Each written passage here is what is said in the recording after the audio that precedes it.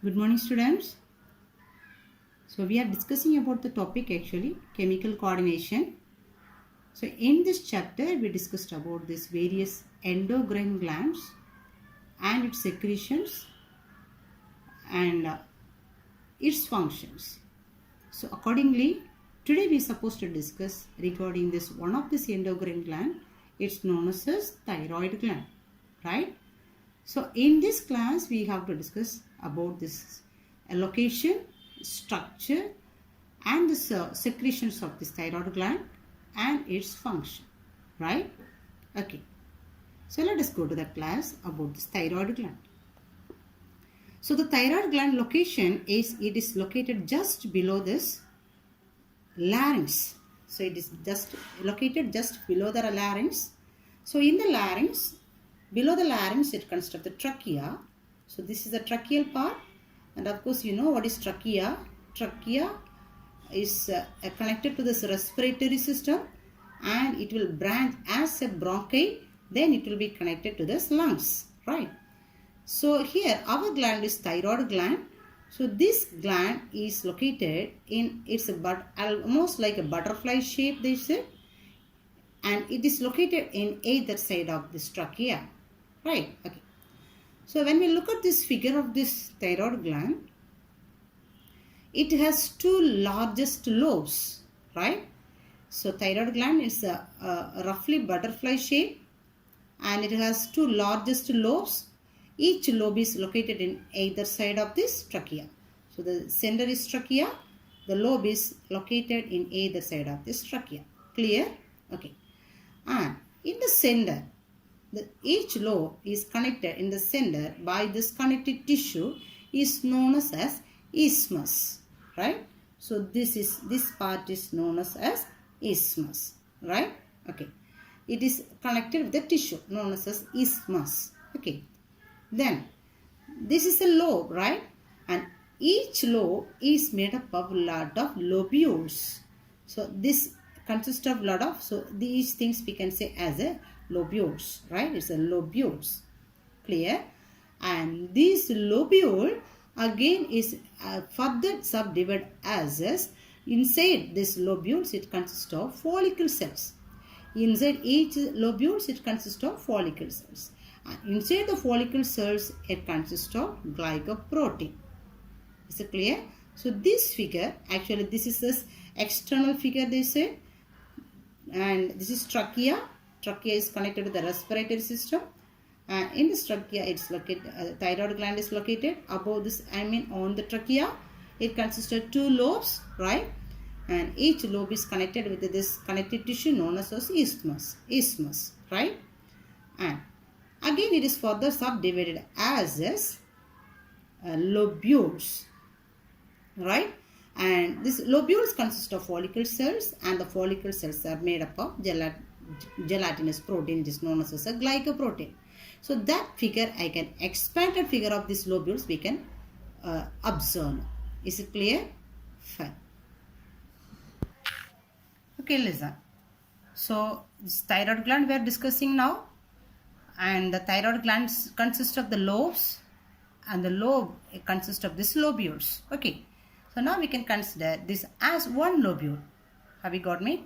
So this is one lobule. If we consider this as a lobule, so these lobules consist of, inside these lobules consist of two types of cells. That is, one is follicle cells, another one parafollicle cells. Is it clear? This is a lobule which is present inside the lobes of this trachea. Thyroid gland, right? Then each lobule, inside each lobule it consists of two types of cells. One is follicle cell, another one is parafollicle cell. Is it clear? Okay. And inside these follicle cells, it consists of this colloid substance which is present inside, is known as colloid substance. This is made up of glycoprotein. Is it clear? It's a glycoprotein. Then each follicle cells is covered with the cells is known as glandular cuboidal epithelial cells. Glandular, this covering, it is made up of Glandular means it's a secretory cells. Glandular, cuboidal, epithelial cells. Usually the covering will be as a epithelial tissue. So it is known as cuboidal epithelial cells. Is it clear? Okay. Then,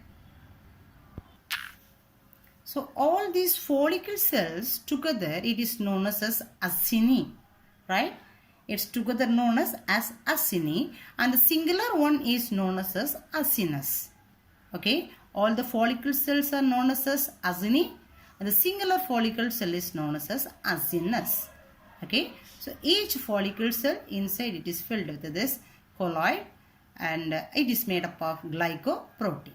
Okay, then these follicle cells as well as these parafollicle cells only going to secrete this hormones now. Clear? Okay. So let us see this follicles, hormones which is secreted by these follicle cells as well as parafollicle cells. Is it clear? Fine. So the first cell is follicular cells, or it is known as acinus or acini, is secreting the two hormones. The name of the hormone is triiodothyroxine, or shortly we can write this as T3. Triiodothyroxine, right? And the second hormone is tetraiodothyroxine. Tetraiodothyroxine, shortly we can mention this as T4, right? So this tetraiodothyroxine only, otherwise we can call this as thyroxine. Usually we say thyroid gland is secreting the hormone thyroxine. Actually it is tetraiodothyroxine. Is it clear? Okay. Then the second cell is parafollicle cells, and this parafollicle cells is otherwise known as C cells. So these C cells are secreting the hormone thyrocalcitonin. Thyrocalcitonin. So this is the three hormones secreted by this thyroid gland. Is it clear? So now we have discussed regarding this location of this thyroid gland. It's located below this larynx region. Okay. And its structure. If you see the structure, it consists of two lobes, and the center of this lobes is connected with the connective tissue known as isthmus, right? And lobes are further subdivided as lobules, right? So this is the lobule, and this lobule consists of two types of cells, that is follicle cells as well as parafollicle cells. This follicle cells inside it is filled with this colloid substance. It's made up of glycoprotein, and this covering is covered with this epithelial cell. It is known as cuboidal epithelial cells. Okay, and we said regarding the three hormones secreted by the cells, that is triiodothyroxine, tetraiodothyroxine as well as thyrocalcitonin. Is it clear? Now let us see regarding this functions of these hormones. Clear? So let us see the functions of this thyroxine first of all. So the first one is functions of tetraiodothyroxine, or shortly we can mention this as T4. Okay, thyroxine. So if you look at these functions, the first function of this thyroxine is it regulates this BMR and the heat production, body's heat production. BMR in the sense basal metabolic rate. So the metabolic activities which is conducted inside the body, the basic metabolic activities will be regulated by this thyroxine, right? Next one, it is stimulating the protein synthesis and promote the growth. So protein, almost the major function of this protein we can say as is, it is for helping for the growth. So since it is stimulating this synthesis of this protein, it is enhancing this growth. Okay. And next one, development of nervous system as well as skeletal system, especially in the early stages of development. So during the childhood stage, thyroxine is highly essential for the development of bone as well as for the development of this nervous system, right? So that's why if there is this less secretion of this thyroxine, it is affecting this brain development as well as the skeletal development, right? Then it is useful for the maintenance of blood pressure. So the body's blood pressure will be maintained by the help of this thyroxine. Next, it is useful to reduce this serum cholesterol level. So cholesterol leads to this various defect in this human body, That's why the thyroxine is a major hormone useful to reduce this blood cholesterol level, right? Then it is useful to maintain this gonadal function. So gonadal function in the sense we can say, and gonadal just functions of this testis as well as this ovary. So this gametogenesis formation as well as for this hormone synthesis or sexual development, everything will be maintained by this secretion of this thyroxine, right? And thyroid gland is actually one of the largest gland in the body, and it is one of the major, the hormone which is secreted by this thyroid gland also, it is involved in the major functions in the body. That's why hormones of the thyroid gland are often called the major metabolic hormones. So thyroxine is mainly involved in the specific functions of this body, right? And now we have discussed about these few functions and specific functions which is maintained by this thyroxine. Is it clear? Now let us see about this, the functions of thyrocalcitonin, which is secreted by this parafollicular cells or C cells. Is it clear? Functions of thyrocalcitonin. So the major functions of thyrocalcitonin is, it is regulating this blood calcium as well as phosphate level. So this blood calcium level as well as the phosphate level will be maintained by this thyrocalcitonin. Is it clear? Okay. Then its thyrocalcitonin activities just against this parathyroid gland secretion, right? So that's why it is mentioned. It opposes the effects of parathyroid hormone. So parathyroid gland is secreting the hormone. So that is parathormone. So its activity is, so the thyrocalcitonin activity is just opposite for the function of this parathormone hormone. That's why it is opposite for the function of this parathyroid gland. Is it clear? It is about this, the functions of this thyroxine as well as thyrocalcitonin. Okay, fine. So this is regarding this, the feedback mechanism of this endocrine system. Especially this negative feedback mechanism, we could say. So I hope you know already about this feedback mechanism that we have discussed in this pituitary gland also. So feedback mechanism in the sense, as we said already, so in the body, this internal environment should be maintained in the constant level. So whatever secretions in the body, it should be maintained in the constant level. So that we could say as a homeostasis, right? And so it should be maintained in the constant level, or else it may lead to this defect in the body, right? So if the secretion is excess or low, such as if there is a fluctuation like this, the information will be taken to the hypothalamus, and from the hypothalamus, through its secretion, it will be taken to this pituitary gland, and from the pituitary gland, and the secretions will be either reduced or increased as per the necessity. So that is known as actually negative feedback mechanism, right? So here also, the thyroid gland also, it is applicable. The negative feedback mechanism will be applicable in the thyroid secretions also, right? So let us see how it will be maintained, right? So as we say, the thyroid gland is secreting the hormone thyroxine, right? Okay. Then in case, so if we look at this figure, so this is hypothalamus. Hypothalamus is a master gland for the pituitary gland. So usually we say the pituitary gland is the master gland because it is controlling the secretion of other glands in the body, right? But pituitary gland secretion will be controlled by the hypothalamus, which is present in the brain, right? So hypothalamus is releasing two factors, as we said already, that is releasing factor as well as inhibitory factor. Okay, so these factors will come to this pituitary gland.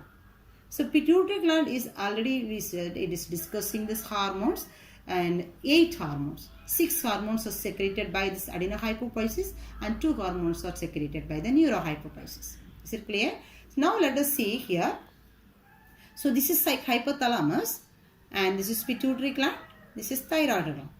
Okay, so hypothalamus is releasing one releasing factor first of all, that is known as thyrotrophin releasing hormone.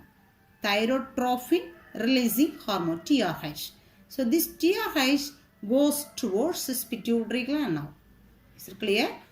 So when this TRH come to this pituitary gland, this will stimulate the pituitary gland to secrete the hormone is known as TSH, means thyroid stimulating hormone. So this thyroid stimulating hormone secreted by the pituitary gland will be transferred towards this thyroid gland. Okay, so it stimulates this thyroid gland to secrete this thyroxine hormone known as thyroxine, right? So this thyroxine will be taken towards this target organ and it will carry out its own functions. Is it clear? Okay. So that we can say as a stimulatory effect, which is mentioned in this green. It is mentioned as a stimulatory effect because it is stimulated by this hypothalamus. Hypothalamus is stimulating the pituitary gland. Pituitary gland is stimulating the thyroid gland to secrete thyroxine, right? Okay.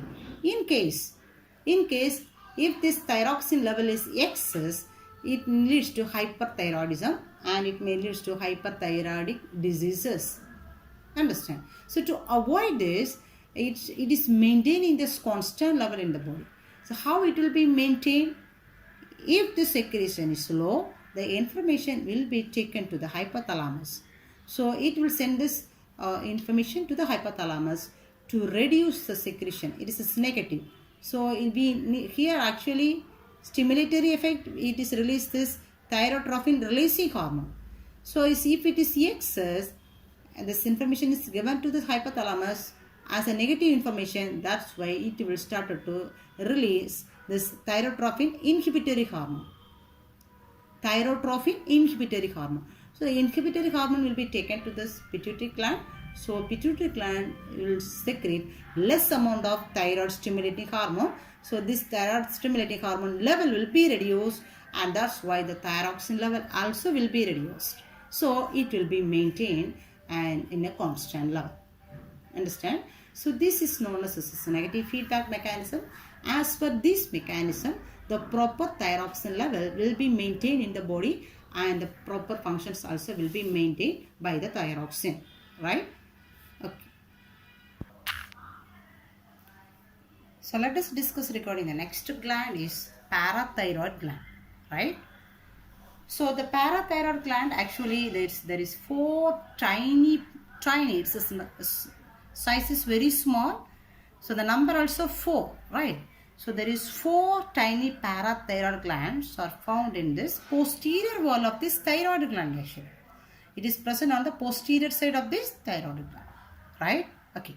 And so this gland consists of these 2 types of cells. One is chief cells, another one is oxyphil cells. Chief cells as well as oxyphil cells. The chief cells are secreting the hormone, parathyroid hormone, or otherwise we could say as a parathormone, right? Parathormone also. So this oxyphil cells hormone is actually it is not clear yet. That's why it is mentioned as it's one of this unknown secretions. So what maybe actually it is secreted by these oxyphil cells is not yet clear, right? Okay. So especially we can say the parathyroid gland is secreting the hormone, parathyroid hormone, right? Let us discuss regarding its functions. So it's first of all, its name is even hypercalcemic hormone. Hyper in the sense, its concentration will be more. So overall, the functions of this parathyroid gland or parathyroid hormone, we could say as it is increasing the blood calcium level. That's why shortly they mentioned this as it is a hypercalcemic hormone. Okay, by various activities or metabolism, it is increasing this blood calcium level, right? So let us see. And this next one, it is maintaining this calcium and phosphate homeostasis. Homeostasis means, as we said, maintaining the constant internal level, internal environment, or else we can say maintaining the constant level of this calcium and the phosphate in this body is known as calcium phosphate homeostasis. Is it clear? Will be maintained since especially it is involved in this calcium metabolism. and calcium level will be maintained by this parathyroid hormone. Is it clear? Okay. Then it is stimulating the osteoclast cells. Osteoclast cell is a bone cell actually. It is stimulating the osteoclast cells.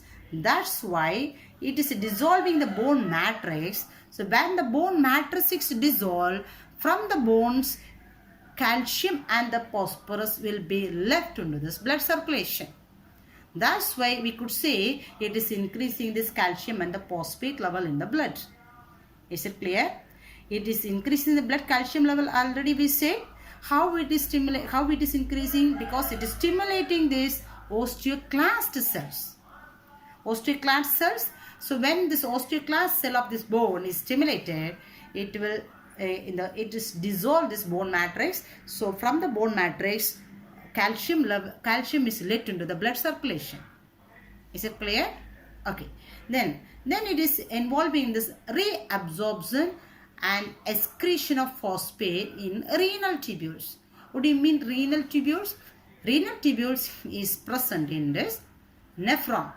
So nephron consists of Bowman's capsule, proximal convoluted tubule, Henle loop, distal convoluted tubule, as well as collecting duct. So these tubules actually we have learned the excretion. So long tubule it is present in the nephron. The reabsorption takes place, as well as this excess of this waste or this toxic substances will be eliminated in the excretion process by the kidney. Am I right? So here especially this hormone is enhancing this reabsorption of calcium in the nephron. Nephron is doing reabsorption function as well as this excretion function. So here calcium reabsorption will be enhanced by this parathyroid hormone, and meanwhile excretion of these phosphates also will be enhanced by this parathyroid hormone, by this nephrons of this kidney. Is it clear? Okay. Then the last function we can say, it is promoting this vitamin D activities. So when vitamin D activities enhanced, the calcium absorption in the intestine also will be enhanced. Absorption, reabsorption. Absorption takes place in this small intestine. Meanwhile, reabsorption takes place in this nephrons of this kidney. Absorption, after this food digested, every food is digested, the nutrients will be absorbed by the intestine. But afterwards, when this waste is coming to eliminate through the kidney, the useful substances will be reabsorbed by this nephrons. Do you understand? So that both process will be enhanced. Reabsorption of calcium as well as calcium absorption in the intestine will be maintained by this parathyroid hormone. Understand? So now today we discussed about this thyroid gland as well as the parathyroid gland, its structure, its secretion as well as its function. Okay. So hope you will go through these topics and clear it, and let us meet in this next class with this another one, thyroid gland. Bye. Thank you.